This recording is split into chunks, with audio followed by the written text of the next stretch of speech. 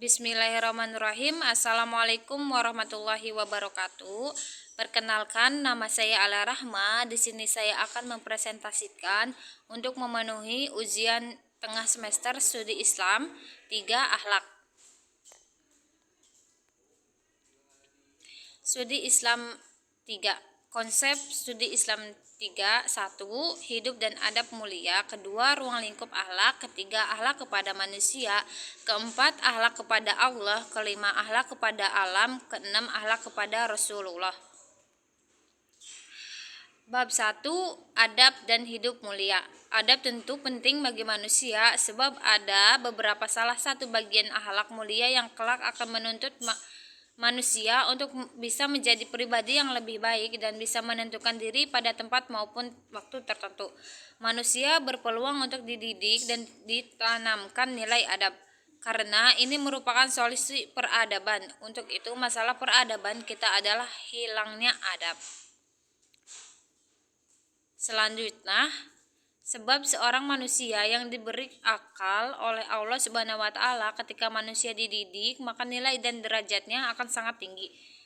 Manusia yang beradab dan terdidik nilainya akan sangat besar dan agung di hadapan Allah Subhanahu wa taala maupun di masyarakat. Dalam Quran Surat Thaha ayat 114 yang berbunyi, Allah Subhanahu wa taala meninggalkan suatu kaum dengan Al-Qur'an. Allah Subhanahu wa taala merendahkan suatu kaum juga dengan Al-Qur'an. Jika seseorang membudidayakan ilmu, mengamalkan Al-Qur'an, memahami Al-Qur'an serta menghafalkan Al-Qur'an dan menguasai ilmu, maka dia akan diangkat derajatnya. Demikian jika seseorang merendahkan Al-Qur'an dan merendahkan ilmu, maka dia juga akan direndahkan oleh Allah oleh ilmu Al-Qur'an itu sendiri. Anjing itu najis mughaladhah. Jika orang muslim terkena najis itu, maka wajib hukumnya untuk mensucikan diri sebanyak 7 kali lipat dengan dicampurkan debu agar suci kembali. Tetapi jika anjing itu dididikan dengan baik, maka nilainya akan berubah. Dalam Quran Surat Al-Kahfi ayat 18-22 disebutkan, ketika anjing Ashabul Kahfi menjadi orang soleh, maka anjing yang awalnya tidak ada harganya menjadi berharga seketika.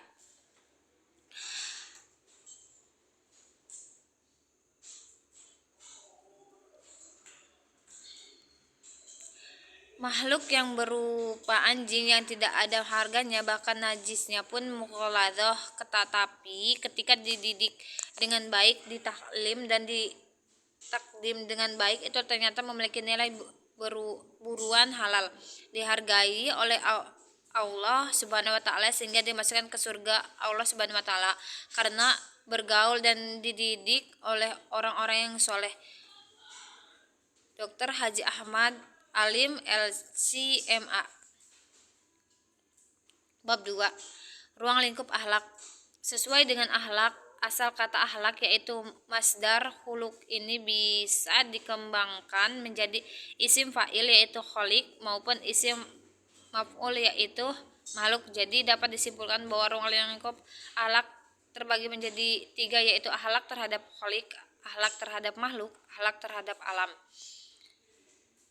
Akhlak secara istilah, menurut Imam Ghazali dalam kitab Ihya Ulul Aldin mengatakan bahwa akhlak adalah sifat yang tertanam dalam jiwa yang menimbulkan perbuatan-perbuatan dengan mudah tanpa memerlukan perintah dan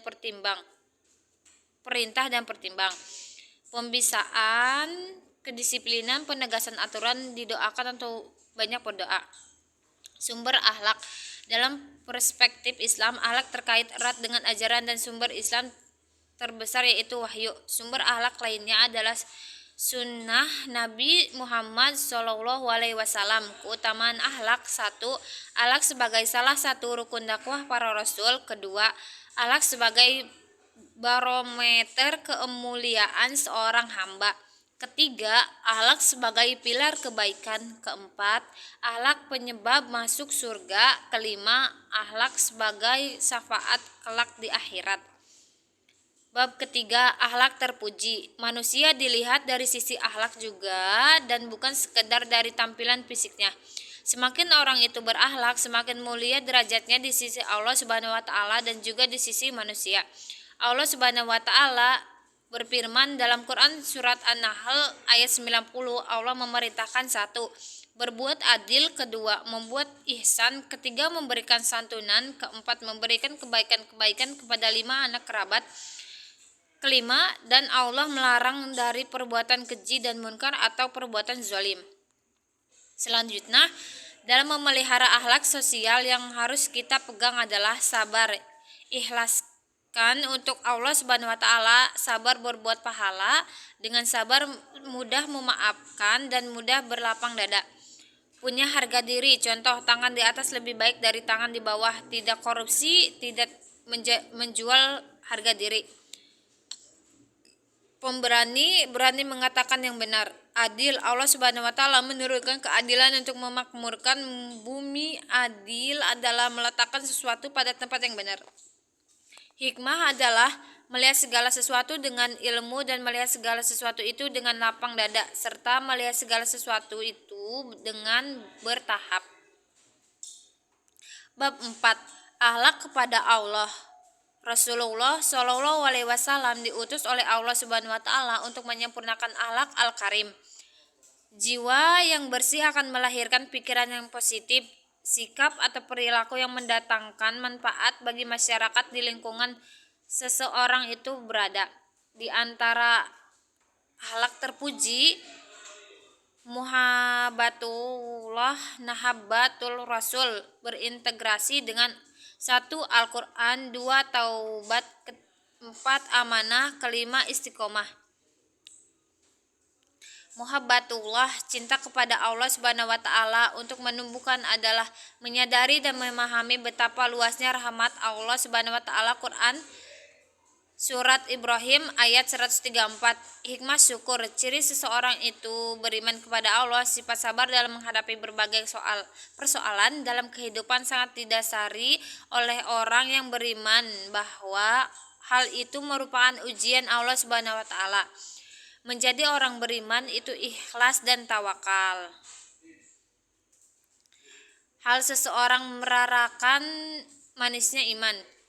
A. Menciptakan Allah dan Rasul melebihi segala apapun. B. Mencintai seseorang kepada Allah. C. Benci kepada kekufuran. Akhlak kepada alam. Bab kelima, bahwa Allah mengutus Nabi Muhammad SAW menebar rahmat untuk seluruh alam, jin maupun manusia. Salah satu akhlak Nabi yang paling menonjol yaitu rahmat, penyayang. Di dalam Al-Quran akhlak banyak sekali. 1. Akhlak sabar. 2. Akhlak ikhlas. 3. Akhlak dermawan. Selanjutnya, sifat rahmat ini disematkan oleh Allah di dalam kalimat basmalah, pembuka segala urusan.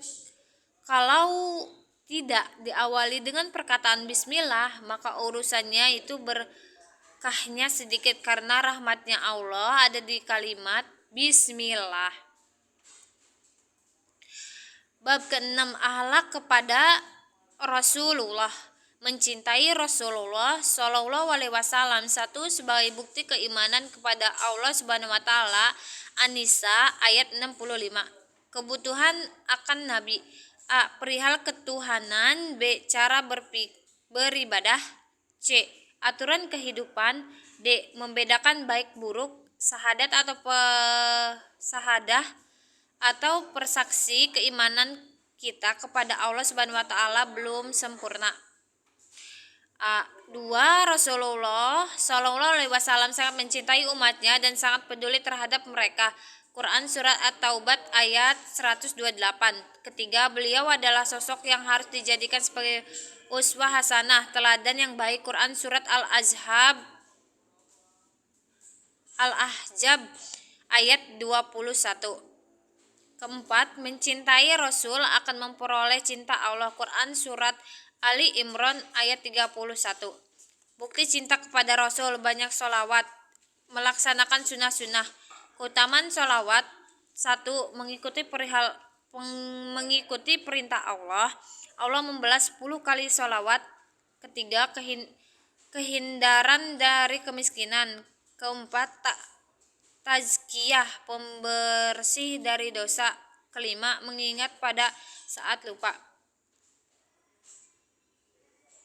Selesai, terima kasih. Mohon maaf jika banyak kesalahan atau tutur kata yang tidak baik. Wassalamualaikum warahmatullahi wabarakatuh.